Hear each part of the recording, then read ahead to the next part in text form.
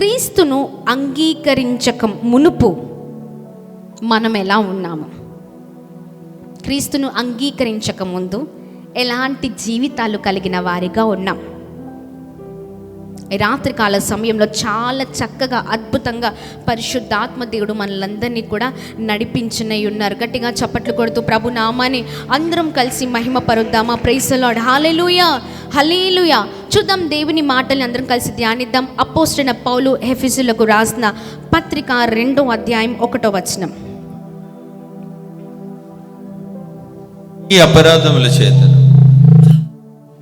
మీ అపరాధముల చేతను పాపముల చేతను మీరు చచ్చిన వారై ఉండగా ఆయన మిమ్మును క్రీస్తుతో కూడా బ్రతికించెను. గట్టిగా చప్పట్లు కొడుతూ ప్రభు నామాన్ని మహిమ పరుద్దామా? హల్లెలూయా, హల్లెలూయా. చూడండి, ఇక్కడ మనం చూసినట్లయితే పాపముల చేతను మనము చచ్చిన వారమై ఉన్నాము. అంతేనా? క్రీస్తును అంగీకరించక ముందు మనం ఎలాంటి వారం అండి? చచ్చిన వారము. చచ్చిన వారం అంటే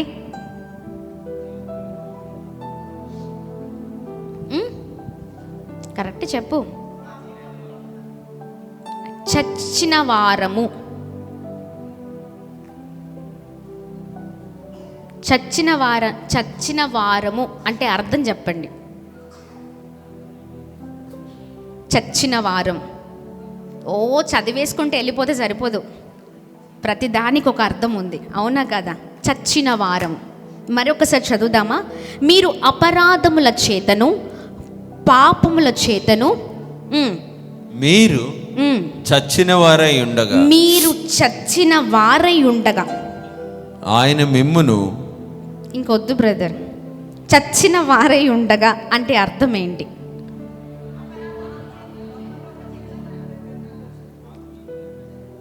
చెప్ ఏంటి? గట్టిగా చప్పట్లు కొడదాం. హల్లెలూయా, హల్లెలూయా. గట్టిగా చప్పట్లు కొడుతూ ప్రభు నామాన్ని మహిమ పరుద్దామా? చచ్చిన వారము అంటే అర్థం ఏంటంటే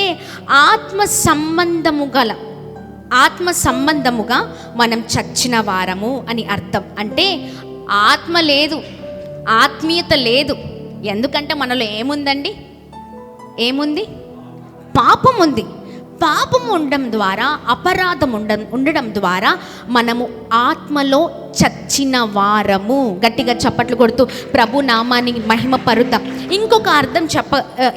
మరొక అర్థం ఏంటి అంటే మనము దేవునితో వేరైపోయిన వారము అని అర్థం. హల్లెలూయా. ఏంటండి? దేవునితో వేరుగా కాకుండా దేవునితో ఉన్నవారితో ఏముంటుంది? ఆత్మ ఉంటుంది.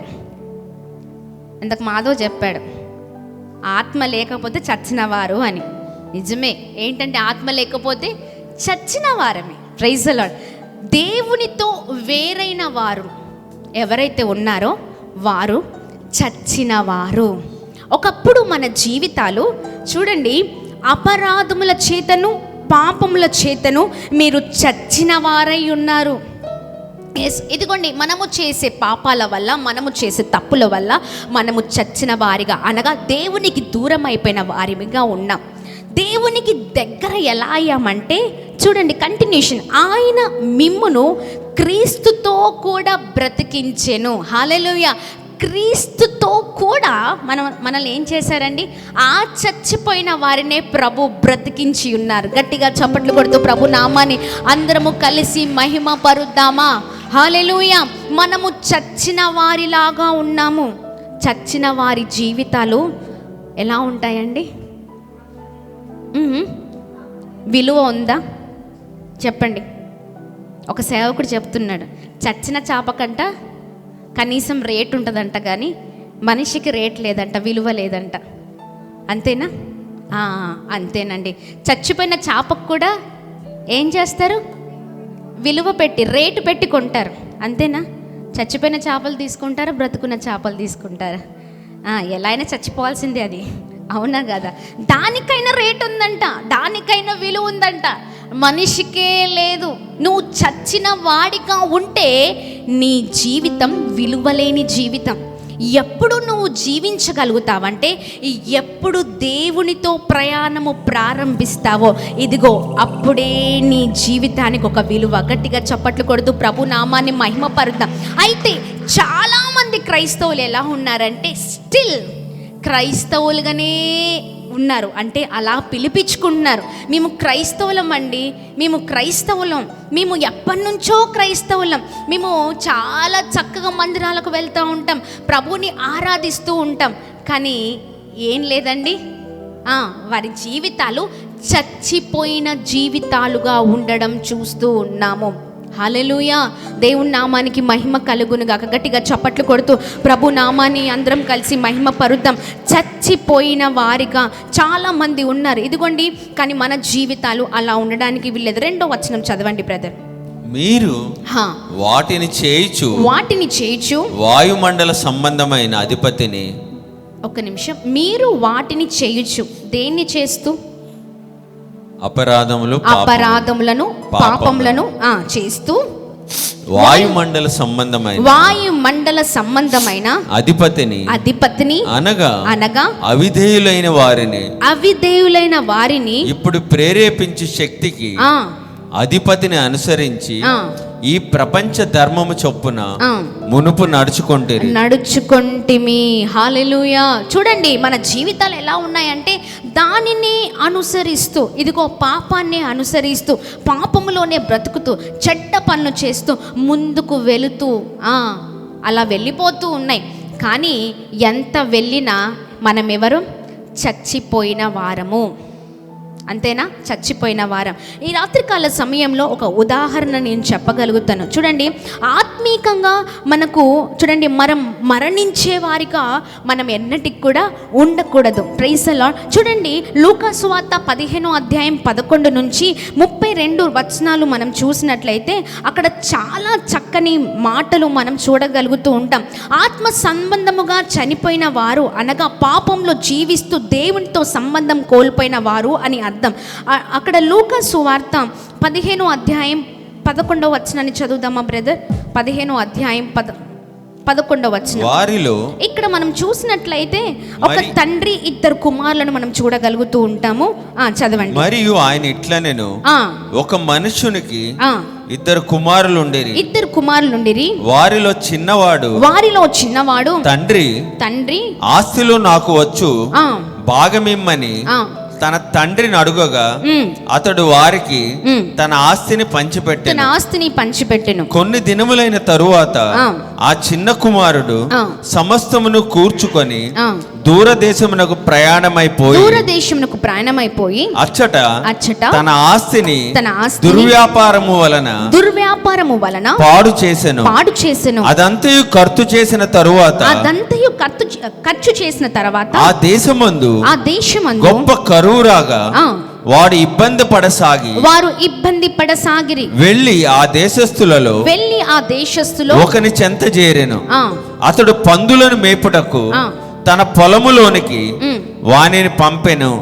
వాడు పందులు తిని పొట్టుతో తన కడుపు నింపుకొని ఆశపడెను గాని ఎవ్వడును వానికి ఏమీ ఇయ్యలేదు.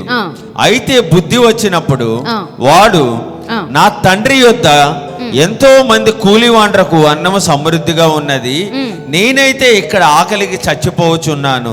నేను లేచి నా తండ్రి యొద్దకు వెళ్ళి, తండ్రి, నేను పరలోకమునకు విరోధముగా. చాలు బ్రదర్, చాలు. ఇక్కడ మనం చూసినట్లయితే ఇక్కడ ఒక తండ్రి 2 కుమారులు కనిపిస్తూ ఉన్నారు. ఇది ఎంతమందికి తెలిసిన స్టోరీ? అందరికీ తెలిసిందే కదా. 2 కుమారులు, చిన్న కుమారుడు తండ్రి దగ్గరికి వచ్చి ఎలా అయినా ఉన్న ఆస్తి మొత్తం పంచిపెట్టే, నాకు అర్జెంటుగా ఆస్తి కావాలి అని తండ్రితో పోట్లాడుతూ ఉంటాడనమాట.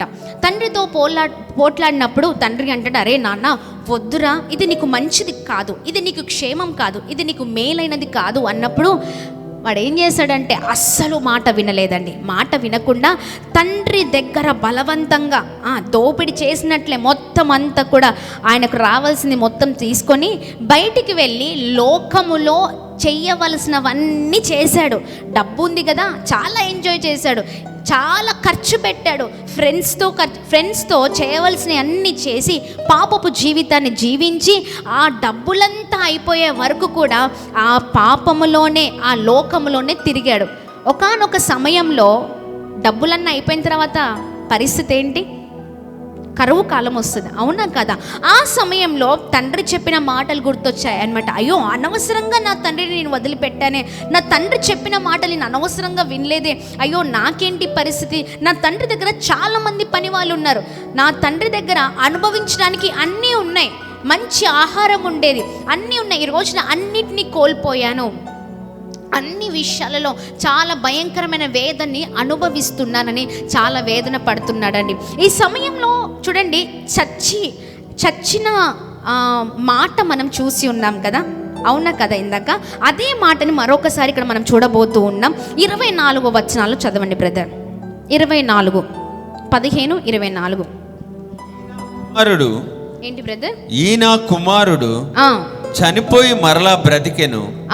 చూడండి 24 వచనంలో ఈయన కుమారుడు చనిపోయి మరలా బ్రతికెను అని ఉంది. హల్లెలూయా. ఏంటండి? చనిపోయి మరలా బ్రతికెను. హల్లెలూయా. గట్టిగా చప్పట్లు కొడుతూ ప్రభు నామాన్ని మహిమ పరుద్దాము. ఈయన కుమారుడు చనిపోయిన వాడై ఉండెను, ఇప్పుడు బ్రతికెను అనగా తప్పిపోయి కనబడెను అని అర్థం. చూడండి, ఆత్మీకంగా చనిపోయిన స్థితి. కుమారుడు తండ్రిని వదిలి వెళ్ళడం, పాపపు జీవితాన్ని జీవించడం. అర్థమవుతుందా? ఇదిగోండి, చనిపోయిన వాడు ఎప్పుడు బ్రతికాడంటే వెళ్ళిపోయిన కుమారుడు అనగా పాపంలో ఉన్న కుమారుడు తిరిగి తండ్రి దగ్గరికి రావడం. గట్టిగా చప్పట్లు కొడదామా? హల్లెలూయా, హల్లెలూయా. ముందేమో చనిపోయిన స్థితి, వెళ్ళిపోయినప్పుడు, తండ్రిని వదిలినప్పుడు, పాపంలో జీవించినప్పుడు అది చచ్చిపోయిన స్థితి. బ్రతికిన స్థితి ఏంటి అంటే ఎప్పుడైతే అన్నిటినీ వదిలిపెట్టి తండ్రి దగ్గరకు వచ్చి పశ్చాత్తాపడుతూ తన తప్పులను ఒప్పుకొని ఎప్పుడైతే ఆయన దగ్గరికి వచ్చి తండ్రి దగ్గరకు వచ్చి ఆ మాటలు చెప్తూ ఉంటాడే, అది బ్రతికిన స్థితి. హల్లెలూయా, హల్లెలూయా. గట్టిగా చప్పట్లు కొడుతూ ప్రభు నామాన్ని అందరం కలిసి మహిమ పరుద్దామా? చూడండి, అందుకని ఇక్కడ ఎఫెసీ పత్రికలో మనం చదవగలిగాం, పాపముల చేతను మీరు చచ్చిన వారై ఉండి. హల్లెలూయా. ఇక్కడ ఈ కుమారుడు కూడా పాపంలో చచ్చిన వాడై ఉన్నాడు. తిరిగి అంతా ఒప్పుకొని, అంత పశ్చాత్తాపం పొంది, అయ్యో నేను అనవసరంగా నా తండ్రిని విడిచి వెళ్ళిపోయానే. ఇప్పుడు వేరైపోయిన కుమారుడు ఏమైపోయాడండి? తండ్రితో కలిసి ఉన్నాడు, అవునా? తండ్రి దగ్గరకు వచ్చాడు. ఎప్పుడైతే ఎవరైతే తండ్రి దగ్గరికి వస్తాడో వాడి జీవితం ఏంటి? బ్రతికి ఉన్న జీవితం, చచ్చిపోయిన జీవితం కాదు. గట్టిగా చప్పట్లు కొడుతూ ప్రభు నామాన్ని అందరం కలిసి మహిమ పరుద్దామా? హల్లెలూయా. ఈ రోజున నీ స్థితి కూడా ఇలాగే చచ్చిపోయిన స్థితిగా ఉందనుకుంటాం. దేవునికి దూరం అయిపోయిన స్థితి. ఎంతమందికి అర్థమవుతుందండి? దేవునికి చాలా దూరం అయిపోయిన స్థితి. నువ్వు దూరంగా దేవునికి ఉంటే నీ ఆత్మీయ స్థితి చచ్చిపోయిన స్థితే. అంటే నువ్వు ఉన్నా లేనట్టే, చచ్చిపోయినట్టే. అర్థమవుతుందా? ఎప్పుడు నువ్వు బ్రతుకుతావంటే ప్రభువు దగ్గరికి వచ్చి తిరిగి నీ పాపాలు ఒప్పుకొని నీ జీవితం అంతా కూడా ప్రభుకి అంకితం చేసినప్పుడే. హల్లెలూయా. ఈ రాత్రికాల సమయంలో చాలామంది జీవితాలు అలాగనే ఉన్నాయి అనుకుంటా. ఎలా పడితే అలా జీవిస్తూ, ఎలా పడితే అలా ముందుకు సాగుతూ ఈ రోజున చచ్చిన వారిగా ఉన్నారు అనుకుంటా. ఇదిగోండి, చచ్చిన వారికి ఏంటండి? ఇంకా మరణమే దిక్కు. అంతేనా? మరణమే దిక్కు. మరణము తప్ప మరొకటి ఏమీ లేదండి. పాపము వల్ల వచ్చు జీతము ఏమైపోతుంది? మరణము పాలవుతుంది. ఈ రాత్రికాల సమయంలో అదే పాపంలో బ్రతుకుతూ, అదే భయంకరమైన పరిస్థితిలో ఉంటూ ఎలా పడితే అలా జీవిస్తున్న క్రైస్తవుడిగా ఉన్నావేమో.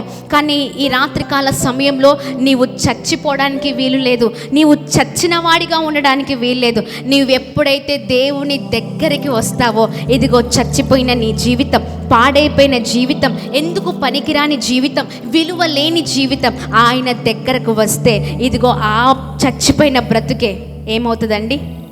ఆ చచ్చిపోయిన జీవితమే ఏమవుతుంది? ఏమవుతుంది? అది ఆ జీవితం కొట్టేసి చక్కగా నూతనమైన జీవితాన్ని ప్రారంభించగలుగుతావు. గట్టిగా చప్పట్లు కొడుతూ ప్రభు నామాన్ని అందరం కలిసి మహిమ పరుద్దామా? హల్లెలూయా, హల్లెలూయా. దేవుని నామానికి మహిమ కలుగును గాక.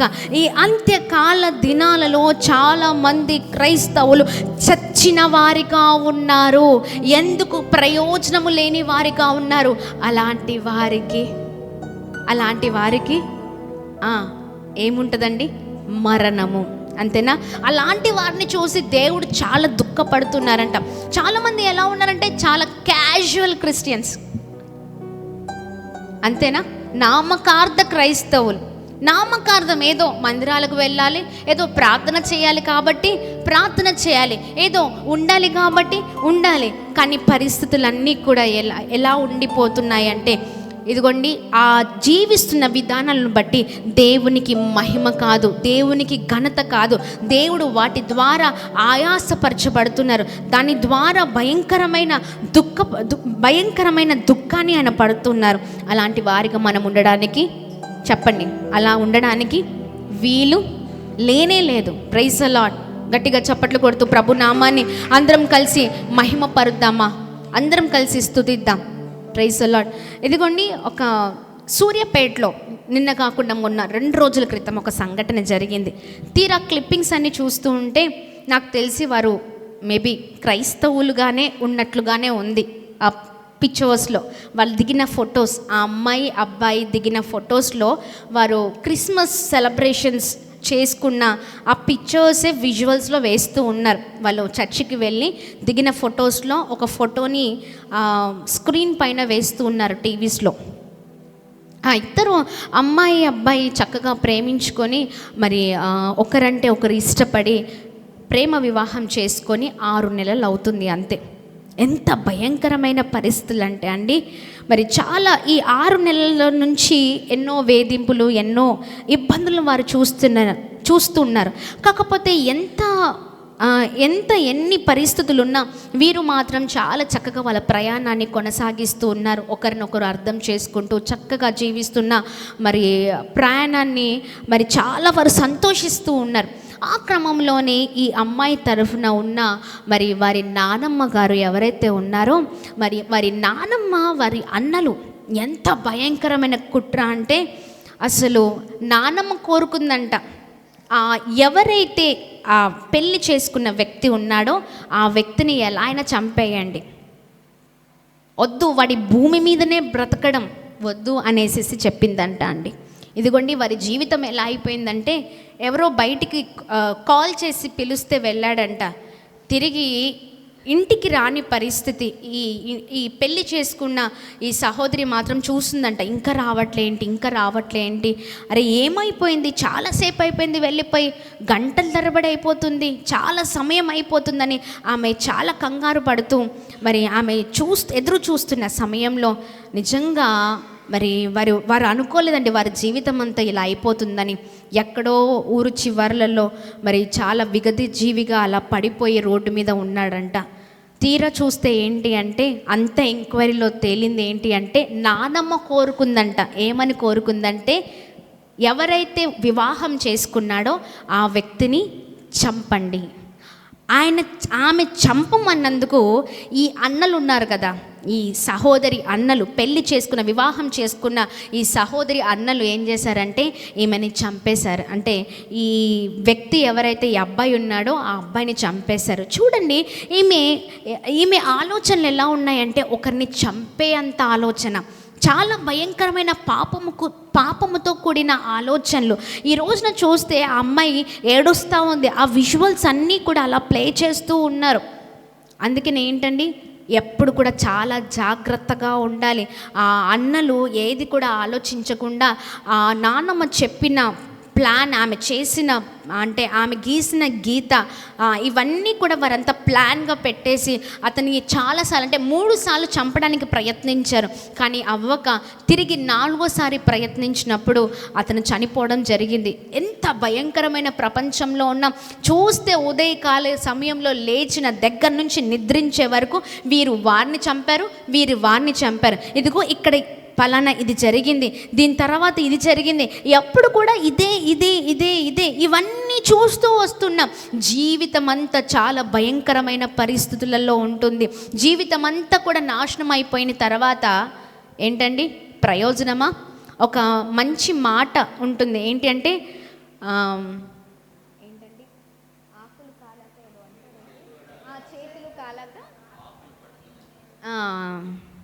ఈ మాటలు భలే ఉంటాయి, అవునా కదా? చేతులు కాలాక ఆకులు పట్టుకుంటే ప్రయోజనం ఏంటి? అవునా? అంతా అయిపోయిన తర్వాత పాపంలోనే జీవిస్తూ పాపంలోనే ముందుకు సాగుతూ ఉండగా జీవితాలంతా కూడా పతనం అవ్వడం చూస్తూ ఉన్నాం, అవునా కదా? మొత్తం అంతా కూడా అయిపోయిన తర్వాత ప్రయోజనం ఏంటి? ఏమీ లేదు కదా. కానీ ప్రాముఖ్యంగా క్రైస్తవులు లోకంలో ఉన్న వారిగా, లోకంలో ఉన్న ఆలోచన కలిగిన వారిగా, లోకంలో ఉన్న వ్యక్తులు జీవిస్తున్నట్లుగా మనం జీవించడానికి వీలు లేదు. మనము చచ్చిన వారిగా ఉండడానికి వీలు లేదు. ప్రైజ్ ద లార్డ్, హల్లెలూయా. గట్టిగా చప్పట్లు కొడుతూ ప్రభు నామాన్ని అందరం కలిసి మహిమపరుద్దామా? ఈ రాత్రికాల సమయంలో దేవుడు చాలా చక్కగా మాట్లాడుతున్నారు. పాపంలో జీవించేవారు ఆత్మ సంబంధముగా చనిపోయిన వారు, పశ్చాత్తాపడి దాని ద్వారా తిరిగి వచ్చిన వారు దేవుడు చక్కగా వారిని ఏం చేస్తారంటే చక్కగా నడిపిస్తూ ఉంటారు, ఆత్మ సంబంధులుగా నడిపిస్తారు. ఇక మనం చచ్చిన వారము కాదు, మనం ఆత్మ సంబంధులు కలిగిన వారం, మనం ఇంకనూ జీవిస్తూనే ఉంటాము. గట్టిగా చప్పట్లు కొడుతూ ప్రభు నామాన్ని మహిమపరుద్దామా? హల్లెలూయా. ఆత్మ సంబంధముగా దేవుడు ఎన్నో విషయాల్లో మనకు జీవించే అవకాశాన్ని ఇచ్చిన. చాలామంది ఏమి చేస్తున్నారంటే మళ్ళీ వెళ్తున్నారు, అదే తప్పు చేస్తున్నారు. దేవుని దగ్గరకు వచ్చి దేవా నన్ను క్షమించమంటున్నారు, మళ్ళీ అదే తప్పు చేస్తున్నారు, మళ్ళీ అదే మాట దేవుని దగ్గరకు వచ్చి చెప్తున్నారు. ఇది క్యాజువల్ అయిపోయింది. క్రైస్తవులుగా ఉంటూ ఇష్టానుసారమైన జీవితాన్ని జీవిస్తూ మనము అలా ఉండడానికి వీలు లేదు. గట్టిగా చప్పట్లు కొడుతూ ప్రభు నామాన్ని అందరం కలిసి మహిమ పరుద్దామా? హల్లెలూయా, హల్లెలూయా. దేవుని నామానికి మహిమ. ఈ రాత్రికాల సమయంలో ప్రభు ఈ విషయం గురించి మాట్లాడుతుండగా, ఇదిగో మనము చచ్చిన వారిమా బ్రతికి ఉన్న వారిమా, ఇది మనం గ్రహించి ముందుకు సాగితే మన జీవితాలు చాలా అద్భుతకరంగా ఉంటాయండి. ఆమేన్. ఈ 40 రోజుల ఉపవాస ప్రార్థనలో మనం ముందుకు సాగుతుండగా చాలా అంశాలను ఎత్తిపట్టి మనం ప్రార్థన చేస్తూ ఉన్నాం, అవునా కదా? ప్రార్థన చేస్తున్నామంటే ఏదో చేయడం కాదు. మనం చచ్చిన వారిమా బ్రతుకున్న వారిమా మనది మనకు బాగా తెలుసు, అవునా కదా? చచ్చిన వారు దేవుని సంబంధులు ఎన్నటికి కారండి. దేవునికి చాలా దూరంగా ఉంటారు. ఏదో క్యాజువల్ ప్రార్థిస్తున్నామంటే ప్రార్థిస్తున్నాం, కానీ బయట చేసేవన్నీ చేస్తూనే ఉంటారు. మరి ఈ 40 days ఫాస్టింగ్ ప్రేయర్లో ఈ మాటల్ని ఎత్తిపట్టి మనం ప్రార్థించే వారిమిగా, మనం ఇంకనూ కూడా బలముగా ముందుకు సాగే వారిమిగా ఉందుముగాక. ఆమేన్. ఉందుముగాక. గట్టిగా చప్పట్లు కొడుతూ ప్రభు నామాన్ని మహిమ పరుద్దామా? పాపములో మనం మరణించే వారిగా ఉండద్దు, అంతేనా? పాపంలో మరణించే వారిగా మనం ఉండద్దు, మనం చచ్చిన వారిగా ఉండద్దు. మనం ఉన్నతమైన స్థితిలో ఉండాలని, ఆత్మీకంగా చచ్చిపోయిన వారిగా కాదు, కానీ తిరిగి బ్రతికిన స్థితిని మనం సంపాదించుకునే వారిగా ఉండాలని ప్రభువు చక్కగా మనతో మాట్లాడుతూ వస్తున్నారు. చూడండి, రోమపత్రిక 6వ అధ్యాయం 23వ వచనంలో చక్కని మాటను మనం చూడగలుగుతాం. ఓ ప్రైజ్ ది లార్డ్, హల్లెలూయా, హల్లెలూయా. ఏలయనగా పాపము వల్ల వచ్చు జీతము, పాపము వల్ల వచ్చు జీతము మరణము, మరణము. అయితే దేవుని కృపావరము, దేవుని కృపావరము మన ప్రభువు అయిన క్రీస్తు యేసునందు నిత్య జీవము, నిత్య జీవం. చూడండి, ఏలైనగా పాపము వల్ల వచ్చు జీతము మరణము, అయితే దేవుని కృపావరము మన ప్రభువైన క్రీస్తు యేసునందు నిత్య జీవము. హల్లెలూయా, హల్లెలూయా. పాపము ఖచ్చితంగా మనల్ని మరణంలోకి నడిపిస్తుంది, కానీ దేవుని కృప మనకు నిత్య జీవాన్ని కలగచేస్తుంది. గట్టిగా చప్పట్లు కొడుతూ ప్రభు నామాన్ని మహిమ పరుద్దామా? హల్లెలూయా. చూడండి, అందుకనే లోకంలో బ్రతికినంత వరకు నువ్వు చచ్చిన వాడివే. ఎప్పుడైతే దేవుని దగ్గరికి వచ్చి అన్నీ కూడా ఒప్పుకుంటూ ఆయన కృపను పొందుకుంటావో అప్పుడు నీకు నిత్య జీవము అని దేవుడు మాట్లాడుతూ వస్తున్నారు. గట్టిగా చప్పట్లు కొడదాం ఈ రాత్రికాల సమయంలో. ఇది కేవలం దేవుని నామానికి మహిమ కలుగునుగాక. ఆమేన్. ఆత్మ సంబంధము కలిగిన వ్యక్తులముగా మనం ముందుకు సాగాలి. దేవుడు చాలా అవకాశాలు, చాలా సమయము మనకి ఇచ్చిన తర్వాత కూడా దాన్ని అంతా కూడా మనము మరి ఉపయోగించుకొని వారిగా ఉంటూ ఉంటాం. మరొక మాట చూద్దామా? కొలెసీలకు రాసిన పత్రిక, అపోస్తలుడైన పౌలు కొలెసీలకు రాసిన పత్రిక 2వ అధ్యాయం 13వ వచనంలో మరొక మాటను మనం చూడగలుగుతాం. మరియు అపరాధము వలన శరీరమందు సున్నతి పొందకపోయుండుట వలనను మీరు మృతులై ఉండగా. చూడండి, మీరు మీ అపరాధములను ఇక్కడ మృతులు అని చూస్తున్నాం, అనగా చనిపోయినుట. చూడండి, దేవుడు క్రీస్తులో కూడా మిమ్మల్ని జీవింపచేసాను. చూడండి, ప్రతి విషయంలో కూడా మనము చాలా చాలా చాలా జాగ్రత్తగా ఉండాలండి. అపరాధము విషయాలలో, ప్రైజ్ ది లార్డ్, మనము చేసే తప్పుల విషయాలలో, మనము చేసే పాపాల విషయాల్లో మనము చాలా జాగ్రత్త కలిగిన వారిమిగా ఉండాలి. Praise the Lord. గట్టిగా చప్పట్లు కొడుతూ ప్రభు నామాన్ని మహిమపరుద్దామా. ఇంకా ఎన్నడూ చేసిన పొరపాట్లని చేయకుండా, దేవునికి దూరంగా బ్రతకుండా మన జీవితాలను మార్చుకునే వ్యక్తులుగా మనం ఉంటే అప్పుడు మన ద్వారా దేవునికి మహిమ. ఆమేన్. ఎంతమంది, నేను ఒక ప్రశ్న అడుగుతాను, ఎంతమంది మీ ద్వారా ప్రభు మహిమపరచబడుతున్నారు అంటే చేతులు చూపిస్తారు. నా ద్వారా ప్రభు మహిమపరచబడుతున్నారు. చాలా జాగ్రత్త చేతులు ఎత్తేటప్పుడు. నా ద్వారా ప్రభువు మహిమపరచబడుతున్నారు. అన్నీ వస్తాయి, మాటలు, పనులు, చేతలు, అన్ని క్రియలు అన్నీ కూడా వస్తాయి. నా ద్వారా, నేనుంటున్న విధానము ద్వారా, నేను చచ్చిపోయిన వాడిని కాదు, నేను క్రీస్తులో బ్రతికున్న వాడిని, నేను క్రీస్తులో నేను సజీవుణ్ణి అన్నవారు చేతులు చూపించండి. చూపించండి. అయ్యో, ప్రైజ్ ది లార్డ్, హల్లెలూయా. నా ద్వారా ప్రభు మహిమపరచబడుతున్నారు. ఎందుకంటే నా ద్వారా, నా మాటల ద్వారా ప్రభు మహిమపరచబడుతున్నారు. చాలామంది ఎలా ఉంటారో తెలుసా? అసలు పాపం అంటే ఏంటి చెప్పండి? పాపం అంటే ఏంటి? దేవుడు చెప్పే మాటలను అతిక్రమించడమే పాపము. ఆయన ఏదైతే చెప్తారో దానికి రివర్స్గా ఎవరైతే చేస్తారో వారు ఖచ్చితంగా పాపము చేసిన వారే. హల్లెలూయా. ఏంటండి? పాపము చేసిన వారే. దేవుని ఆజ్ఞను అతిక్రమించడము అంటే దేవుని ఆజ్ఞను మరి రిసీవ్ చేసుకోకుండా, అంగీకరించకుండా, దేవునికి వ్యతిరేకంగా చేసే పనులు అవి ఏవైనా అది ఏంటండి? పాపము కిందకే వచ్చేస్తుంది. అవునా కదా? ఇప్పుడు చెప్పండి, చాలామంది ఏం చేస్తూ ఉంటారంటే చక్కగా బైబిల్ చదువుతూ ఉంటారు, చక్కగా ప్రార్థన చేస్తారు. నోటిన ఏమొస్తుంది చెప్పండి? నోట్లో నుంచి ఏమొస్తాయి? నోట్లో నుంచి ఏమొస్తాయి? ఏవైతే రావద్దో అవే వస్తాయి. అవునా? ఎంతమంది మీ పిల్లల్ని అంటే చాలా చెడ్డ మాటలు వలికారు మీ నోటి నుంచి? ఎంతమంది మీ భార్యని ఆ చెడ్డ మాట అంటే మాట్లాడేటప్పుడు, కోపం వచ్చినప్పుడు, లేదా ఒకరి మధ్య ఒకరి వివాదం అంటే ఒకరికి మాట పెరుగుతూ ఉన్నప్పుడు కుటుంబాల్లో ఎంతమందిని మీ భార్యని ఆ చెడ్డ మాటతో పిలిచారు? ఎంతమంది మీ భర్తని చెడ్డ మాటతో, చాలా భయంకరమైన మాటలు యూజ్ చేస్తూ ఉంటాం, ఎంతమంది పిలిచారు? మాట్లాడారో చెప్పండి. చెప్పకపోయినా మాట్లాడమో మాట్లాడలేదో మనకు బాగా తెలుసు. అవునా? ఎంతమంది మీ బంధువులను, తెలిసిన వారిని అన్నీ ఉన్నప్పుడు ఏం చేస్తాం? రాసుకొని పూసుకొని తిరుగుతాం. అవునా? ఏం లేనప్పుడు కొద్దిగా ఏదైనా వారి ద్వారా కష్టం ఎదురవుతే చాలు, వెంటనే ఏమొస్తుందండి? ముందుగా ఆ మాటలే వస్తాయి. ఏ మాటలంటే ఏ నుంచి జెడ్ వరకు కొన్ని మాటలు ఉంటాయి, ఆ నుంచి బండిరా వరకు కొన్ని మాటలు ఉంటాయి. ఆ మాటలే పలుకుతూ ఉంటాం. అవునా కాదా? అవునా? దేవుడు అలా మాట్లాడమని చెప్పారా? అలా చేయమని చెప్పారా? కాదు. అవునా కాదా? ఆ మాటలు, దేవునికి వ్యతిరేకమైన మాటలు, దేవుని బిడ్డల నోటిన ఎప్పుడు కూడా కృపవచనాలు, కృప కలిగిన మాటలు రావాలి. ఆమేన్. గట్టిగా చప్పట్లు కొడుతూ ప్రభు నామాన్ని మహిమ పరుద్దామా. ఇదిగో అది కూడా పాపమే. దేవునికి వ్యతిరేకమైన మాటలు ఎప్పుడు కూడా మన నోటి నుండి ఏం రావాలి?